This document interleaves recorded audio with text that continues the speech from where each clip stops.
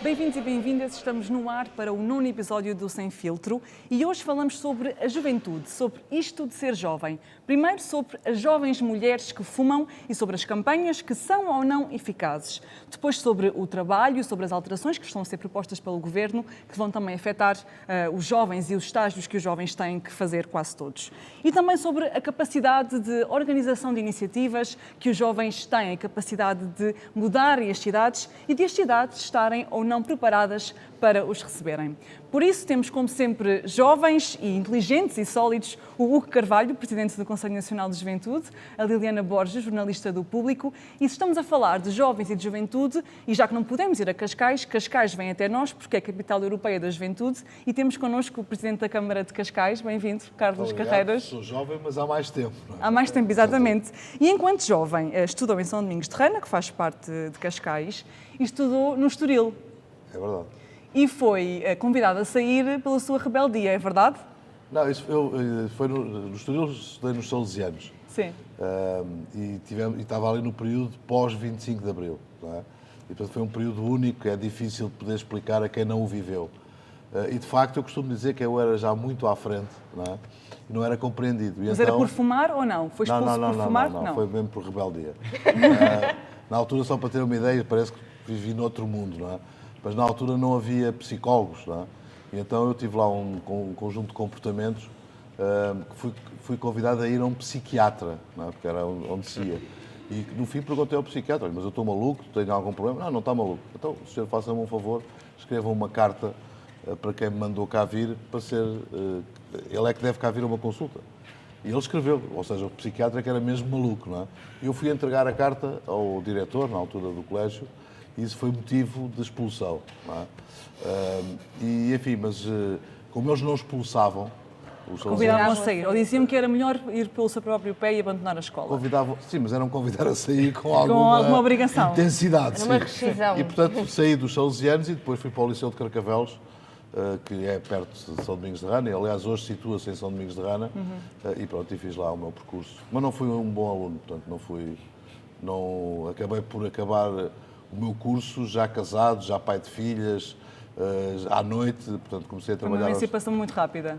Comecei a trabalhar aos 16 e a trabalhar à noite, ou seja, a trabalhar de dia e estudar à noite a partir dos 16 anos. E aos 16 anos também, 16, 17, 18 anos, é uma idade apontada pela DGS como uma idade em que muitas jovens mulheres estão a começar a fumar e por isso fez-se uma campanha que se chama Opte por Amar Mais. Esta campanha é precisamente dirigida às jovens mulheres que, ao contrário dos homens, estão a fumar mais. Os homens estão a fumar menos. Nesta campanha existe uma mãe que é fumadora e que está com um cancro do pulmão resultante da quantidade de cigarros que fuma por dia, que está em conversa com a sua filha e em toda a campanha, em toda esta curta-metragem de 16 minutos, a mãe vai ficando com um sentimento de culpa em relação à filha porque fuma ao pé da filha, porque cozinha com a filha ao pé e está a fumar ao mesmo tempo, enfim. Houve quem chamasse esta campanha de misógina e de sexista porque põe o papel de mãe cuidadora culpada porque fuma e é por isso mesmo que deve ser criticada. A minha questão é, todos viram a campanha, certo? Os três viram a campanha. Sexista, não sexista, misógina ou não? Carlos? Misógino é o cigarro, não é? E neste caso porque tem vindo nos últimos anos a serem mais as senhoras e jovens senhoras a fumarem e, portanto, com maior incidência também no que está associado ao tabaco, que é mortes, provocar a morte e, portanto, provocar também doenças. Portanto, eu penso que a campanha está muito bem feita, é dura, mas estas campanhas têm que ser duras porque senão não têm efeito e não tem nada de sexista, a meu ver. Tem, sim, claramente, para um setor feminino, porque é o setor que mais fuma, ou seja, que mais está a fumar e que mais está a fumar mais cedo. Mas não acha que o facto de porem uma mãe cuidadora que é culpada porque a filha está a levar com o fumo dela, não acha que isso tem ali alguma componente de mulher só como mãe? Ou seja, a mãe fuma, a mulher fuma, aliás, porque é mau para ela própria fumar, não porque é mãe. Não acha que há aqui alguma conotação sexista? Eu não conheci nenhum homem-mãe, não é? Portanto, mãe, é senhora. E ainda para mais, a campanha foi por iniciativa de duas jovens raparigas Sim. que fizeram a campanha. Portanto, ou seja, conceberam a ideia e que agora, estruturaram. mas o contrário, nunca vi ninguém se pôr contra. No meu tempo, eu comecei a fumar muito cedo, aos 13 anos. No meu tempo, parecia mal não se fumar. Os artigos, a publicidade... Quem não fumasse era fraco, não é? Não era homem, não é? Os artigos, na altura, de publicidade que havia, era sempre o cowboy, o carro, eram sempre homens, não é? Então vamos dizer que essa campanha, na altura, também eram sexistas, mas essas era para levarem os homens a fumar. Mas as mulheres não fumavam tanto na altura, agora por estão a fumar mais. Mas por isso mesmo é que a campanha surge para atacar um fenómeno mais recente, que é de haver uma maior frequência de fumadores femininas e não masculinos. Não é? Liliana, há aqui uma ligação ou uma... A mãe, às tantas, dirige-se à filha e diz não fumes porque uma princesa não fuma. Vês aqui alguma conotação sexista ou estás completamente com uma visão limpa sobre esta campanha? Não estou com uma visão limpa, mas é assim, primeiro há que perceber porque é que as mulheres estão a fumar mais. Estão a fumar mais porque têm liberdade para isso. Agora, o facto de terem a liberdade e usufruírem dessa liberdade não quer dizer que seja correto fumar, porque não é. Faz mal à saúde, ponto. Isto não é uma opinião minha, é factual. E, portanto, nesse aspecto, esta campanha está feita para chocar, e nisso eu acho que cumpre lindamente o seu trabalho, porque, infelizmente, parece que para falarmos das coisas e para falarmos dos problemas é preciso que as pessoas se indignem com alguma coisa. Neste caso, em vez de se estarem a indignar com o facto do número estar a crescer tanto, estão-se a indignar justamente com a forma como o anúncio está criado e usar-se a palavra princesa. O uso da palavra princesa aqui não me choca absolutamente nada e não acho que seja por aí que o anúncio seja ou não sexista. Porquê? Porque princesa é o que eu chamo às minhas primas, é o que muitas mães chamam às suas filhas. Só isso. E por mais que as pessoas queiram pôr aqui queiram pôr aqui a luta pelo feminismo, eu não acho que eu, enquanto mulher, seja menos feminista por, no futuro, quando for mãe, chamar princesa à minha filha. Não tem mal nenhum. E não há mal nenhum no papel de a mulher também ser o de mãe. Quer dizer, o anúncio passava a ser melhor se ela dissesse qual é que era a profissão dela no anúncio ou se passasse num escritório. Eu acho que o anúncio se propõe para chegar às mulheres, não é? Portanto, e a mulher portuguesa quer queira ou não, é muitas coisas, mas também é mãe. Tem um papel na sua família, não é? Sim. Portanto, o anúncio é dirigido para isso. Agora, acho que a campanha tem algumas coisas erradas e não acho que seja só no papel da mulher. Por exemplo, o homem aparece, é retratado, ele suja ali, chateado com a mulher, já ali um pouco a puxar para um comportamento mais violento. Nesse aspecto também, o desenho que é feito do homem não é o mais correto. Sim. Portanto, há aqui uma série de estereótipos que não me chocam de todo, que não me chocam completamente. Acho que a campanha não há razões para que esteja a ser considerada como inadmissível, para que estejam a fazer queixas, para que se queira retirar. Sim. Acho que isso é um exagero e acho que nesta luta do que é feminismo e do que é que... Acho que essa mensagem essencial que é mal fumarmos e todos sabemos o mal que faz e mesmo assim não paramos de fumar. Acho que há um erro, há uma falha ainda maior nesta campanha, mas como de resto acontece com muitas outras campanhas, que é o facto de se falar apenas na culpabilização, que é um caminho por onde ir, porque infelizmente se me disserem a mim, olha, Helena, fumar faz-te mal à saúde, ok, a saúde é minha, faço o que quiser com ela, mas se me disserem que faz mal, ou o que faz mal a ti, que faz mal às pessoas que me rodeiam, e este desenho que é feito no anúncio de ela estar a fumar ao pé da filha, infelizmente isto é o que acontece. Agora, acontece com a mãe, mas acontece com os pais, não é? Isto não é uma situação exclusiva à mãe. O pai também faz isto ao pé dos filhos. E, desculpem, mas isto é errado. E, portanto, se é errado e se sentem culpados por fazer isso, fazem bem sentir-se culpados. Há aqui uma dicotomia, digamos assim, entre aquilo que é a nossa liberdade de escolha, de queremos tomar as nossas opções, eu se quero fumar, poder fumar, sim, mas também as nossas opções muitas vezes têm consequências não só para nós e para o nosso corpo, mas também para quem está à nossa volta. E partindo deste raciocínio, achas que o facto de se usar aqui uma relação mãe e filha e de amor pode ser eficaz, ou achas que se está também até a reduzir uma coisa que é uma dependência física? Não é? E que não é tratada só pelo facto de se ter uma relação de amor com a pessoa que está ao nosso lado ou não? E de acabar por aí. Eu acho que é justamente a dependência física que tem que se ir, porque, de facto, o que está aqui é um exercício de duas jovens que tentaram fazer uma campanha de choque. E as campanhas de choque, acho que eu não conheci nenhuma que estivesse livre ou de levantar estereótipos sobre alguma coisa, ou de ter um slogan de melhor ou menor gosto, ou de ter alguma coisa que incomodasse, porque elas são feitas exatamente para incomodar. Já veio a Isabel Moreira, onde vir as capazes, Já onde vieram vir uma as série... capazes. Já vieram as Já veio o capazes. Bloco de Esquerda pronto, também, já veio o Catarina Bloco de Esquerda. Martins. E eu gostava exatamente era de perceber quando é que se deixa, o que é que se vai fazer quando se deixa de discutir a campanha. Porque, de facto, o que a Liliana estava a dizer é a verdade. E é a dependência que nós temos de discutir. Ou há um número que nos preocupa, que está a aumentar o tabagismo junto das jovens mulheres. E isso é o que nós devíamos discutir. Normalmente estas coisas só aparecem nas notícias quando alguém se indigna com uma campanha, porque há alguma coisa que foi de mau tom ou de mau gosto. Vamos ver o que é que se faz a seguir à campanha. Eu gostava era que se discutisse o problema, não era a campanha. Deixa-me só acrescentar só mais uma coisa em relação a esta campanha. Acho que aquilo que falha, como falha muitas campanhas, depois acabei por não concluir, é a falta de informação sobre a prevenção.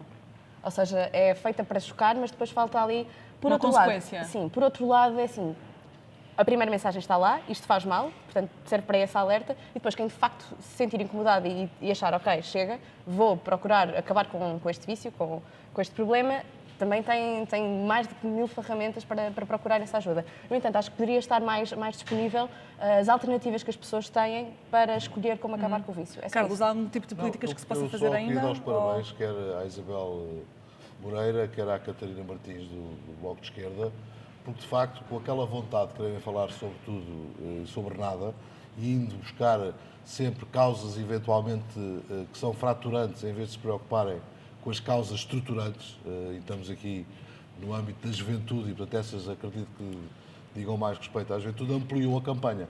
E isso é bom, não é? Porque É mais também poderia visibilidade. ser, mas eu acho que é mais uma vontade de dizer qualquer coisa, e portanto tem que se dizer qualquer coisa.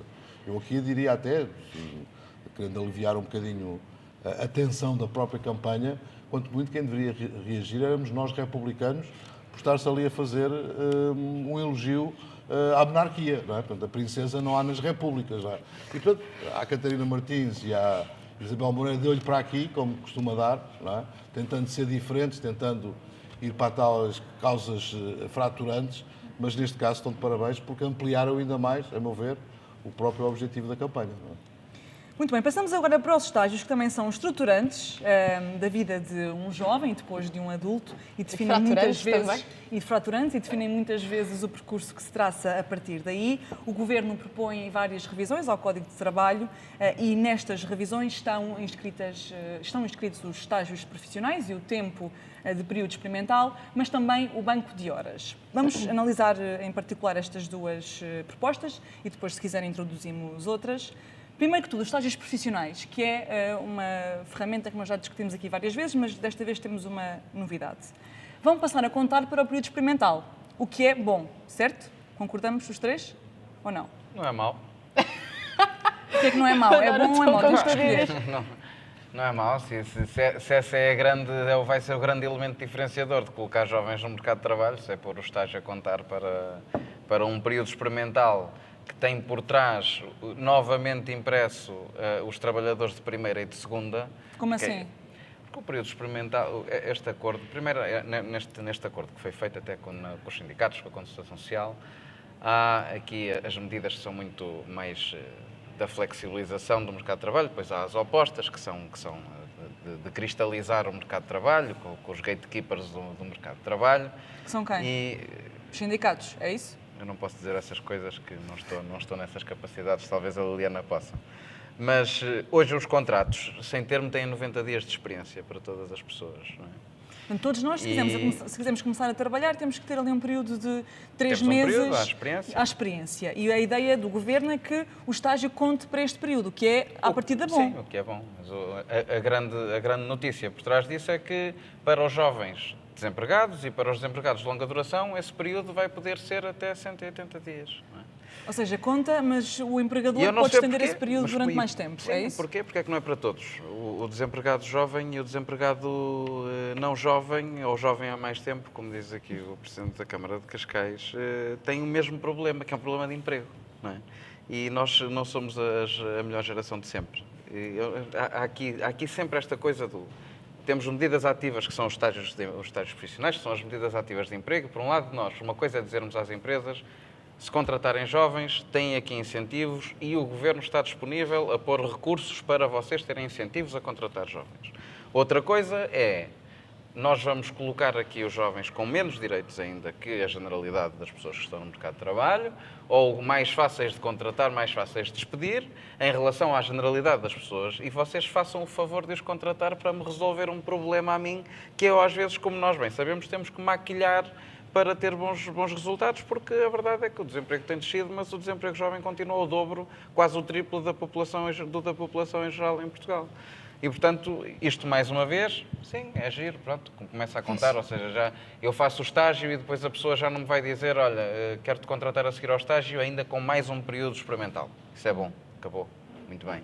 Mas aumenta o período experimental para os jovens, ainda não percebo porquê. Porquê? Porque se estão desempregados são muito piores que todos os trabalhadores em geral e são da melhor geração de sempre. Não percebo porque é que se continua com esta dicotomia de direitos de segunda e de primeira. Eu acho que, Carlos, deixa-me só já agora seguir aqui esta linha. Enquanto presidente de uma entidade que é empregadora, como é que... Primeiro, duas questões. Uma é, tem jovens na sua equipa e estimula essa presença de jovens na sua equipa? E a segunda questão é, enquanto presidente de uma entidade empregadora, como é que olha para esta medida apresentada agora esta semana? Nós tivemos uma abordagem, eu introduzi uma abordagem muito disruptiva em relação a... Esta discussão a mim não me faz sentido nenhum. Ou seja, acho que os problemas... É bom, é como o Hugo diz, é bom, é uma evolução, mesmo que seja só para parte do segmento. Mas eu, quando assumi responsabilidades e comecei com o Pelouro da Juventude, na altura eu era vice-presidente da Câmara, chocou-me o nível de desempregados jovens. Não é? Que estavam mais ou menos em quanto? 20 e muitos, quase 30%. E fizemos um conjunto de ações para combater o desemprego jovem, mas também para tentar que o desemprego fosse um emprego qualificado. Tanto que nós não falamos... Ou seja, não precário, estável... E justamente pago. Eu acho que o grande problema hoje é que estão mais empregados, mas a receber menos. Não é? Eu sou pai de 5 filhas, 3 já estão no mercado de trabalho, e cada uma delas tem experiências diferentes. Quer dizer, aquela que tem maior formação é a que neste momento ganha menos. Não é? Portanto, ou seja, eu acho que tem a ver com a própria forma como se aborda. Nós abordámos numa lógica de um desempregado é um desperdício de talento. Porque todos nós temos talento e, portanto, o jovem tem que se criar oportunidades, tem que se democratizar as oportunidades para que ele possa evidenciar o talento e ele próprio possa identificar o seu talento, porque muitas das vezes não o identifica. E, portanto, nós neste momento temos uma taxa de desemprego, em geral, muito mais baixa do que o país, à conta dessas políticas que foram induzidas de cariz local, e nos jovens, ao contrário do que se passa a nível nacional, nós temos menos desemprego jovem do que noutras faixas hectáreas. Isso também com um ataque numa outra proporção, que é criar condições a nível do ensino para que o jovem esteja mais tempo a fazer o seu percurso de ensino. Quer dizer que vão menos jovens para o mercado de trabalho e, portanto, isso também ajuda a reduzir... Agora, eu lembro-me que na altura havia 17 programas de fomentar emprego, de estágios, enfim, muitos deles. Nacionais. Nacionais. E na altura da crise, na altura mesmo mais dura, o dinheiro que o Governo colocava no orçamento para esses programas não era esgotado. Ou seja, sobrava dinheiro, porque era assim uma coisa perfeitamente anacrónica. Eu não li os 17 programas, li na altura uns 3 ou 4, e os que eu li estavam bem feitos. O que é que se percebia? É que entre a formulação a nível central, a nível nacional, e depois a nível local, não batia certo. E, portanto, nós envolvemos... Mas o que é que falhava nessa passagem, de um nível para o outro? O conhecimento do terreno, o conhecimento sociológico, neste caso dos jovens, e, portanto, nós envolvemos com o Instituto de Emprego e de Formação Profissional e começámos a trabalhar em conjunto com eles, acrescentando à Câmara outro tipo de condições em cima do programa. Sim. Dar formação, não na formação teórica, académica, mas em outro tipo de formação informal, vamos lhe chamar assim, que era importante também para o jovem. Fazermos acompanhamento do jovem dentro da empresa, para que não houvesse um aproveitamento abusivo do trabalho barato, do trabalho escravo, porque, na verdade, é isso que se passa depois para a empresa. A empresa paga uma ínfima parte e, portanto, venham os jovens, porque passa a ser um trabalho muito barato. E, portanto, tivemos um conjunto de... Acompanhávamos quer a empresa, quer o jovem. E isso deu para que tivéssemos tido sucesso, ou seja, o nível de retenção desses jovens dentro das empresas onde tinham ido fazer os estágios foi enorme. Portanto, não se colocava a questão se estava a contar, se não estava a contar, porque eles passavam sempre dávamos um incremento que era, nós, Câmara, pagávamos mais 3 meses em cima do estágio que era pago ou que era subsidiado pelo Governo. Não é? E, portanto, se a empresa assumisse o compromisso de, no fim do prazo estipulado do Programa Nacional, de empregar o jovem, nós ainda completávamos durante mais 3 meses. Mas este acompanhamento levou a que a percentagem de jovens que ficaram nas empresas com contrato sem termo foi enorme. E, portanto, foi positivo e criou também um outro espírito, quer nos jovens, mas muito especialmente no empregador. Quer dizer, o empregador passou a olhar para o jovem não como o tal trabalho escravo, mal pago, mas como um recurso, como algo que ele não podia desperdiçar, porque lhe levavam, de facto, outras vontades, outras energias, outro conhecimento, outra atualização para dentro das próprias organizações. Portanto, quando estamos a discutir neste modelo da lei, enfim, é positivo, não vou dizer que é negativo, mas não é por aqui, a meu ver, que se ataca ao problema, não é por aqui que se aborda. É pela postura mais local e pela criação de políticas locais. Também, ter essa eu sou um grande defensor do local, não é? Que é a partir do local nós encontrarmos soluções ou ajudarmos a encontrar soluções. Quando está a falar de jovens a trabalhar consigo, está a falar mais ou menos de idades e mais ou menos de posições? Está a falar em geral no Conselho. Sim, mas comigo eu tenho uma equipa muito jovem. Agora consigo, sim. Para ter uma ideia, quer dizer, se formos ver a equipa a nível de variação, não tem 40, nenhum deles. Não é? Portanto, começaram, já estão a trabalhar comigo há bastante, sim, tem menos, claro. Eu sou o tal jovem há mais tempo do que eles, possibilitando-lhes também arriscarem, quer dizer, que é uma coisa que normalmente nós contemos muito, não é? E, portanto, eu tenho uma vantagem, tenho muito menos conhecimento do que eles, conhecimentos muito menos atualizados do que os deles, e tenho uma coisa boa que é ter mais experiência, não é? E, portanto, dando-lhes essa possibilidade de arriscarem, de colocarem todo o seu conhecimento, toda a sua criatividade, sabendo que tem uma rede que, se for preciso, sim, vai lá e suporta. Isso é o que eu faço com a equipa e tenho tido excelentes resultados nessa medida, porque, de facto, eu hoje tenho programas que eu tive a capacidade de definir, de ter lá a visão ou definir a estratégia, e hoje, quando vou depois ao terreno, ver esses programas a acontecerem, já me surpreendem, porque já são muito mais do que aquilo que eu tinha imaginado. Já ultrapassou de longe a fasquia do que eu tinha colocado, enfim, como possível. E isso, de facto, é importante.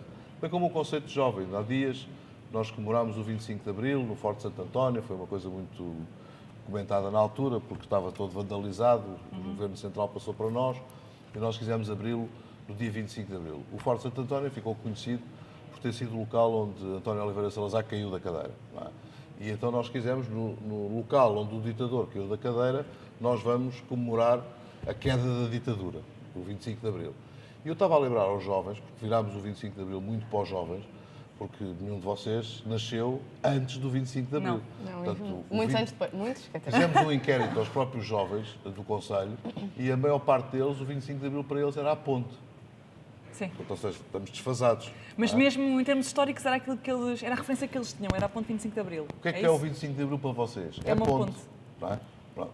E, portanto, quisemos fazer isso. Eu estava-lhes a lembrar que, revela por muitos exemplo, problemas 25... na educação da... Exatamente, a própria educação cívica, de cidadania, Sim, escolar. Escolar. Mesmo. E, portanto, sim, nós, com os jovens, eu estava a dizer, mas o homem, para mim, pelo menos para mim, posso estar a ser injusto para muitos outros, mas que marcou mais o 25 de Abril, foi Salgueiro Maia. Foi um jovem que teve ali um conjunto de decisões que teve que tomar. Foram determinantes para o 25 de Abril. O Salgueiro Maia, no dia 25 de Abril de 1974, tinha 29 anos. É bom nós colocarmos as questões em perspectiva. Vamos ver muitas das figuras que nós hoje temos em termos históricos e eram jovens, à luz do que é hoje. Eu ainda estou na esperança que o jovem vá até aos 60, para ver se eu ainda estou dentro. Mas o jovem no meu tempo ia até aos 25, depois passou para os 30, em alguns casos chega aos 35 e já, de alguns outros, aos 40. Não é? Isso é para os jovens agricultores, já. Exatamente, portanto, ou seja... Ou para os diretores. A juventude sempre foi a força... da mudança e da... Nós agora estamos... Acabou ontem, o maio, não é? O maio de 68. Portanto, foi sempre quem teve a capacidade de trazer processos de transformação. Não é? Ora, isso para as organizações também é importante, num mundo que está a viver a uma velocidade muito superior do que vivia em 68 ou do que vivia em 74. Portanto, aqui tem que se virar a cabeça do empregador, virar a cabeça do próprio empresário. Perceber a mais-valia que é ter um jovem... Salgueiro Mar não tinha hipótese de fazer nada em 2018. Não sei. Não estou a dizer que aos 29 anos nós continuamos aqui de mãos atadas. Sim, continuamos a ser vistos como inábeis ou com pouca capacidade para mudar ou para pensar até às vezes. Eu posso garantir uma coisa, é a única doença que passa com o tempo. A juventude. Exatamente. Infelizmente. E passa muito rápido. Liliana, queres falar sobre os estágios ou sobre o banco de horas? Eu quero mais sobre os estágios, porque assim, isto, não vamos olhar para isto com uma forma muito honesta. Sim. As empresas não contratam estagiários. As empresas aquilo que fazem é procurar estagiários e admitir, que é uma coisa diferente. Portanto,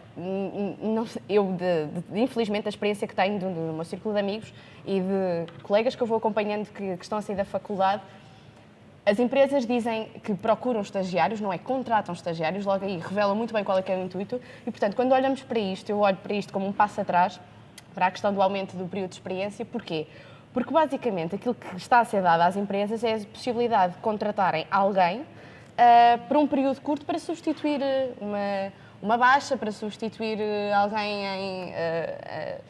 alguém que foi em licença de maternidade ou paternidade e dar-lhes mais poder para contratarem, fazerem contratos a curto prazo, não é? Ou de 5, 6 meses e depois mandar as pessoas embora, porque não me parece que dar mais espaço para um período de experiência seja revelador se o empregado vai ter mais ou menos competência. Quer dizer, ao fim de 3 meses ainda não perceberam se a pessoa se adequa ao trabalho ou não. A experiência pode ir adensando com o tempo, mas a competência está lá ou não está lá à partida. Exatamente, ou seja, precisam de 3 meses, precisam de mais de 3 meses para perceber se de facto aquela pessoa é adequada ao emprego. Acham que vai estar a fingir durante 3 meses e depois ao 4º mês, tipo, pronto, já provei que consigo fazer as coisas, chegar a horas, agora já não preciso esforçar mais. Isto faz-me um bocadinho de confusão. Por outro lado, acho que é positivo o facto dos estágios passarem a ser descontados, porque aquilo que se vê agora é que, primeiro, a pessoa está a estagiar, depois está a estagiar, está num contrato a curto prazo ou em período experimental, portanto, anda-se aqui a estender e até esse facto de se dar uma estabilidade que é muito necessária aos jovens, que é necessária a nós, e que depois se reflete também na qualidade de trabalho que as pessoas têm nas empresas onde estão inseridas. Eu, se tiver com a vida organizada de uma forma estável, podem ter a certeza que vou ser muito melhor funcionária do que se estiver preocupada de se para daqui a 2 meses vou ou não ter emprego, se tenho que já estar a mandar candidaturas para outro sítio, se vou ter dinheiro para continuar a arrendar uma casa em Lisboa. Portanto, a aposta nos jovens é uma aposta nas empresas, é uma aposta no capital das empresas. Portanto, eu acho que esta coisa de estender os contratos, estender, aliás, o período de experiência é um passo atrás. Não percebo porque é que cai aqui. Quanto ao período ao banco de horas, também não percebo porque é que se acaba com a possibilidade do banco de horas individual, acho que é andar para trás. O banco de horas ou seja, as horas extra que a pessoa fizer, se as somarmos, podem contar para dias de folga, não é? 8 horas extra, por exemplo, dão direito a um dia de folga e assim sucessivamente. Exatamente, acho que acabar com esta negociação individual... Individual é de trabalhador para empregadores. Exatamente, e passa a ser mais sindical. Passa para os gatekeepers. Passa para ser mais sindical, não me parece que vá ajudar, não parece que vá ajudar a dinâmica laboral. Acho que é só estar aqui a criar mais barreiras e mais complicações e mais burocracias de uma coisa que devia ser muito simples. Se eu trabalho mais horas, se não tenho esse pagamento em forma de dinheiro, tenho em forma de descanso, que é muito subvalorizado, infelizmente. Quem não tem descanso neste momento e neste ano é Cascais, a Vila de Cascais, que é a capital europeia da juventude. É um selo que foi atribuído pela Fundação, pelo Fórum Europeu da Juventude, portanto não é um incentivo, é um selo já atribuído por um conjunto de práticas que a Vila tem, neste caso. É a segunda vez que Portugal recebe este selo. A primeira foi a cidade de Braga a receber o selo de capital europeia da juventude. No fundo, é reconhecer uma cidade que promove a participação dos jovens, atividades para os jovens, etc. A própria cidade também criou atividades a partir daí. A cidade não criou nada. A Vila o município é um vício, criou. O município, sim. Exatamente. O próprio município de Cascais também criou iniciativas por receber este selo de capital europeia da juventude. A minha questão é, o que é uma cidade para vocês amiga da juventude? Uma cidade amiga da juventude é muitas coisas, e especialmente uma capital europeia de juventude, e é importante dizer uma coisa, se tudo isto existe é porque Portugal tem sido reconhecido desde há muitos anos como pioneiro a nível internacional no setor da juventude, e isso deve-se também às capitais e às cidades que apostam nisso. Ter municípios, exatamente, ter municípios que investem em infraestruturas para que os jovens possam utilizar, seja para criar empresas, para fazer iniciativas culturais, para aproveitar para sediar as suas organizações. Espaços físicos. Tenham espaços físicos e infraestruturas para praticar desporto, para participar, no que quer que seja, nas várias formas de participação. Que promova a participação internacional, conhecimento do mundo dos jovens, que promova a participação cívica dos jovens, ou seja, que tenha mecanismos para que sejam os jovens a influenciar o Executivo ou que o Executivo Municipal tenha sempre a coragem de emprestar esse capital político que tem aos jovens para que os jovens possam decidir para onde é que se vai a nível de investimento no setor da juventude. E que veja uma consequência nisso, que seja uma coisa direta e não uma coisa possam ser os próprios jovens a avaliar o impacto dessas coisas e que possam ser os próprios jovens a conduzir a inovação social que depois se faz nestas cidades à conta disso, de tantos projetos que têm surgido e que depois são as marcas, são o legado das capitais europeias de juventude, e é importante que em 10 anos, em mais de 50 países, Portugal já teve 2. Portanto, nós temos feito um trabalho que é mesmo muito reconhecido a nível internacional e que deixa legado. As capitais não são calendários de festas, nem, como eu costumo dizer, não são calendários de festas.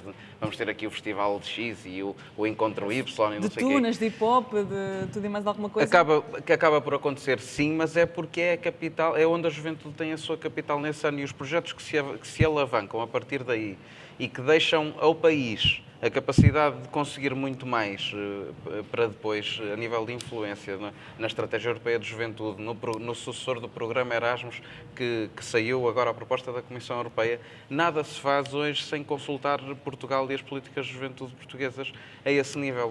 Nós temos conselhos municipais de juventude nas câmaras municipais instituídos por lei, temos um Conselho Nacional de Juventude instituído por lei, temos numa lei que apoia as organizações de juventude. Não vai acabar à partida, não é? Portanto, não vai acabar à partida, e os municípios que fazem isto de forma brilhante, como é o exemplo de Cascais, e está aqui o Sr. Presidente da Câmara, que pode falar muito melhor sobre isso do que eu, são reconhecidos a nível europeu, e isto não nos pode espantar, porque nós sabemos o que cá temos. O facto de termos jovens que influenciam os destinos das suas comunidades e das suas vilas ou das suas cidades é o que dá esta distinção. E é o legado que fica, são as infraestruturas que ficam, são as organizações que ficam, são as coisas que ficam para os jovens de hoje, para o associativismo de hoje, e que não é o associativismo de ontem nem de anteontem. Antes de irmos ali ao Sr. Presidente, Liliana, o que é uma cidade para ti amiga dos jovens? Tem espaço para os jovens, tem espaço para os jovens viverem, que têm políticas de habitação para manter os jovens nas cidades que é um direito que está na Constituição, o direito à habitação. Tem espaço para falar, para desenvolver iniciativas. Eu, felizmente, não há muito tempo fui convidada para moderar um debate universitário sobre os refugiados e digo isto sem problema nenhum, aquele debate organizado por pessoas entre os 18 e os 20 anos estava muito mais bem organizado do que outras conferências às quais eu fui organizadas por pessoas muito mais velhas. Portanto, essencialmente é espaço para que as pessoas espaço para que os jovens possam viver, possam criar, possam organizar, possam ter uma voz e, claro, que façam parte daquela cidade, efetivamente. Sim, e tenham uma base de apoio para que isso consiga concretizar, ou seja, que os jovens consigam encontrar nas suas cidades, vilas, aldeias, uma estrutura que lhes apoie e explique o que é que eles podem fazer e que liberdade é que têm e que os ajude a concretizar as ideias. O que é que falta fazer, no caso de Cascais, mas também de outras vilas, cidades que conheça, para tornar a cidade ou a vila mais amiga dos jovens? O que é que falta fazer? Porque o que está feito, não é? Mas o que é que falta fazer para melhorar? O que fiz há 10 anos, já tem 10 anos, foi sempre muito preocupado com a autonomia dos jovens. Portanto, o que é que se pode ser mais amigo dos jovens é deixar que os jovens sejam jovens, e neste caso que sejam jovens cidadãos, e que exerçam os seus direitos e as suas obrigações de cidadania. Na altura, preocupou-me a questão do desemprego, como há pouco disse, e atacámos o desemprego. E identificámos que na autonomia dos jovens havia basicamente 2 questões, tinha a ver com o emprego e com a habitação. Já há 10 anos já não havia casas para os jovens ficarem no centro da vila, é isso? Exatamente, ou seja, já era uma preocupação dos jovens. Nós conseguimos, a meu ver, com algum sucesso a questão do emprego, não conseguimos com grande insucesso a questão da habitação. E por isso estamos agora a reformular toda uma política municipal de habitação, em que basicamente tem que se transformar a componente da chamada habitação social, isto pode parecer um trocadilho de palavras, mas não é, mas para cumprirmos a função social da habitação. Isso levou também porque a Câmara, no passado, teve um investimento muito grande em 83 milhões de euros para tirar cidadãos de barracas para casas. E agora pagam uma renda mínima, não é? Que está à volta dos quantos, sim, mais ou menos? Não, pode ir, não é muito elevada, mas vai dos 4 aos 80 euros. Quer dizer, Ok. não, isso levanta-me uma outra questão, é que todos aqueles que foram, que lhes foi possível ter casa em vez de barraca, estão a pagar a mesma renda, não tiveram evolução a nível de rendimentos. Ou seja, então alguma coisa fracassou no próprio programa, porque Ou seja, tem que se estamos fazer a uma replicar a revisão para pobreza, se ver não é? se as pessoas agora têm mais rendimento e se podem pagar mais. É preciso fazer uma revisão Eu considero desses que sim. pagamentos. Eu considero que sim, mas não. Mas isso evoluírem não também nos- na vida, não é? De terem Não, é que mais... se na estão a carreira, pagar o de ter mesmo mais- e é porque não podem pagar mais, então estamos a replicar só a pobreza. Não é? Sim. Quer dizer, ou seja, e fizemos guetos de bairros sociais. É preciso não é? agora ir mais longe do que E isso, não é? é muito mais longe. O que nós estamos a fazer é todo um programa que leve a que haja disponibilidade por parte da autarquia de habitação a preços acessíveis. Quer dizer, nós não podemos dizer ao jovem, eu só te posso pagar o ordenado mínimo, ou tu que és licenciado, mestrado, doutorado, 850 euros já é muito mais do que o ordenado mínimo, portanto já é um excelente ordenado, não é? Obviamente estou a ser irónico, e depois dizer, bem, mas a tua casa, que antigamente podias alugar Custa 600 euros. por 300 ou 400 euros, agora vais para 650 ou 700 euros. Ora, isto é impossível. Não é? E é nessa realidade que E é nós nisto que nós vivemos. estamos. Por isso, ou seja, aqui tem que haver agora a qualificação do ponto de vista do trabalho, a valorização do trabalho e, por outro lado, encontrarmos mecanismos locais, autárquicos, porque temos, aí sim, as autarquias têm algum poder. Mas está a fazer isso já? Está já a criar esses mecanismos Vamos para lançar, eu amanhã vou mudar anunciar já um conjunto de medidas, porque temos lá em Cascais um encontro sobre juventude e é nessa base que vou já anunciar as primeiras. Mas voltamos ao desperdício. Quanto é que o Estado está a desperdiçar em propriedades que tem, que não sabe que tem, quando sabe que tem, não sabe o que é que há de fazer com elas? Há casas físicas, não há habitação. É isso. Ou seja, Não, há espaços, Nós não temos há muitas pessoas a casas habitar e esses falta espaços. de habitação. Pois. Não é? Exatamente. Ora, outra questão que eu coloco, mesmo em relação à banca, que é assim, quer dizer, nós temos que pagar duas vezes os erros da banca, ou seja, temos que pagar porque a banca emprestou o que não devia ter emprestado e não vai receber, e somos nós que estamos a contribuir para isso, e depois, muitas das vezes, o que emprestou com base em garantias que não suportavam os empréstimos, agora estão as coisas paradas porque a banca está à espera que aquilo valha aquilo que emprestou, que vai ser difícil de colocar. A Câmara de Cascais tem património e, portanto, não estou a falar que a culpa é dos outros. Nós todos temos responsabilidades nesta matéria. A Câmara de Cascais tem património e agora tem que dizer, é como tudo na vida, qual é a prioridade que quer dar à alocação daquele património. Quer fazer museus, Sim. quer Hotéis, hotéis, etc. quer fazer habitação a preços justos para os rendimentos que neste caso, os jovens. É porque isso já não está a tocar só nos jovens. Isso já entra pela classe média. Em Cascais, neste momento, se alguém largar a casa que tem, dificilmente. E se a vender, não consegue arranjar dinheiro para comprar mas outra. tem muito mais a ver com a minha geração. Eu sempre tive a percepção de que eu ia comer a minha casa da reforma. Não é? Ou seja, eu comprei uma casa que se valorizou bastante ao longo dos anos. Não é? Portanto, eu comprei há mais de 25 anos. E, portanto, um dia aquilo era o meu PPR. Não é?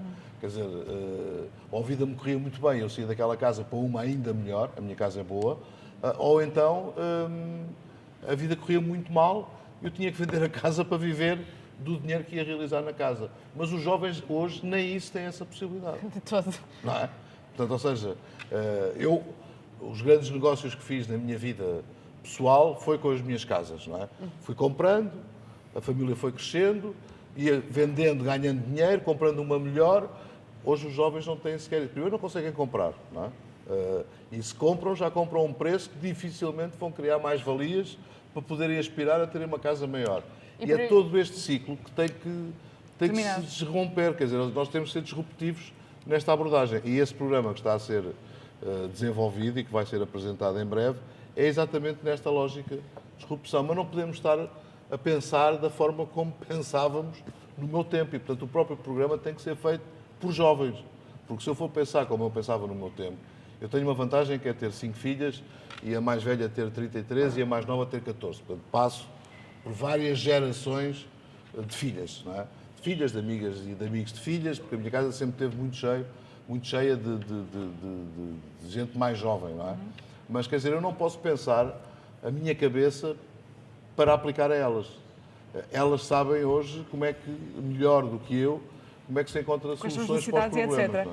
Vamos terminar então com as notícias, uma nota para cada uma. Hugo? Eu vou dar os parabéns ao Rui Patrício. Esta é aquela típica do It's Just In, né?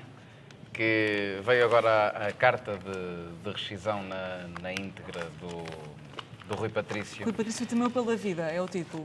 Em que ele diz, eu já sei que sou um ativo, porque o Bruno de Carvalho, entretanto, hoje já veio dizer que ele anda a ser manipulado e não sei o quê, enfim. E a carta parece que tem print screens das mensagens do Bruno de Carvalho para ele, enfim. Eu já olhei E ele diz, eu sei que sou um ativo, mas antes disso sou uma pessoa e um profissional. E mete o holofote num assunto, eu não trouxe isto para falar de futebol, mas trouxe isso para, até no seguimento destas revisões de códigos de trabalho, de não sei o quê, das coisas que não estão nas revisões. Porque ele mete o holofote numa coisa que se passa pelo país todo, que é o assédio nos mercados de trabalho, as ameaças nos mercados de trabalho, nas empresas e a relação a chantagem, que o trabalhador tem com o seu patrão. E, finalmente, que as notícias, porque exatamente como a campanha do tabaco, a carta do Rui Patrício vai fazer exatamente a mesma coisa e vai fazer a mesma coisa para uma lei, espero que se venha a discutir, numa reforma do Código Laboral que, pronto, ficou nestas coisas, nestas banalidades, vai permitir que o Secretário de Estado ou o Primeiro-Ministro daqui a uns tempos venha dizer nós agora é só contratos sem termo, está toda a gente a trabalhar com contratos de 5 anos e a 10 anos, mas na verdade estão todos com períodos experimentais de 6 meses e a seguir aos 6 meses vão embora. E vai permitir maquilhar uma série de coisas que, pronto, enfim, que nos vão deixar na mesma, mas com outros fé-divers noticiosos. Estou a ver que nós aqui passamos do trato pessoal, pessoa a pessoa, para o trato pessoa-animal, é isso? Mas o animal aqui foi o visitante, peço desculpa, mas foi. Foi o visitante que esta semana atraiu uma girafa para lhe dar comida, apesar de existirem avisos por todo o lado. No Zoo de Lisboa. No Jardim Zoológico de Lisboa, a dizer não alimente os animais, achou, olha, se calhar está com fome. Atraiu e a girafa acabou por cair no fosso e partiu o pescoço e morreu. Portanto, é uma girafa quase rara, não é? Está quase em vias de extinção. Sim, exatamente. Portanto, era o que eu ia comentar agora, que quando esta notícia saiu, fui por curiosidade, como faço muitas vezes, mais do que devia, se calhar, ver alguns dos comentários que estavam à notícia e surpreendentemente, aquilo que as pessoas apontavam era o facto de existir um fosso no Jardim Zoológico, portanto, que colocava os animais em perigo. À partida não coloca nada em perigo, a não ser que as pessoas o chamem para lá. Não é? O fosso está lá e nunca, a não ser que a minha memória me falhe, uma situação destas tinha acontecido, ou pelo menos não se ouvi falar há muito tempo. Portanto, o fosso não é perigoso se as pessoas cumprirem as regras. As pessoas é que são perigosas. As pessoas é que são perigosas. E depois diziam ainda, porque pessoas que atacaram o facto de existir um zoo, quando tem justamente essa componente de preservação da vida animal, preservação muitas vezes da pegada humana, que neste caso foi ainda no Jardim Zoológico, que foi responsável pela morte desta girafa. Não sei se isto vai ter consequências, eu acho que sim, porque acho que deve-se parar de falar destas coisas como se fosse apenas uma infelicidade. Não foi uma infelicidade, foi um crime.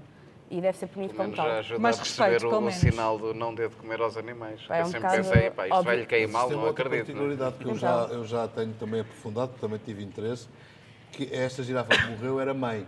Era mãe de uma girafa pequenina. Com 6 meses, e acho que há problemas de adaptação de uma girafa com 6 meses, pelo menos até aos 2 anos. Sim, eu também li. Ela já consegue comer por ela, mas ainda assim, se ela tivesse a mãe, era melhor para ter aquele contacto próximo. É traumático em muitas... É um ataque à mãe, coitada, que morreu, e à filha, não é? Que fica. Mas Carlos, a sua notícia. Eu é o beijinho, porque eu fui surpreendido por este beijinho que hoje veio no público, não é? Entre Angela Merkel e António Costa, e aqui um bocadinho para denunciar a hipocrisia de outros tempos, em que eu lembro-me de um cartaz do Bloco de Esquerda, portanto, a senhora Angela Merkel não vinha a Portugal há 5, 6 anos. Sim. Quando veio da última vez, era Primeiro-Ministro Pedro Passos Coelho. E o Bloco de Esquerda fez um cartaz como subordinação do Pedro Passos Coelho a beijar o dito cujo da Angela Merkel. Não é? Agora calaram-se, ou seja, estes beijinhos são bons, os beijinhos do passado eram maus. Agora, o rigor orçamental é rigor orçamental, no passado era austeridade e era neoliberalismo.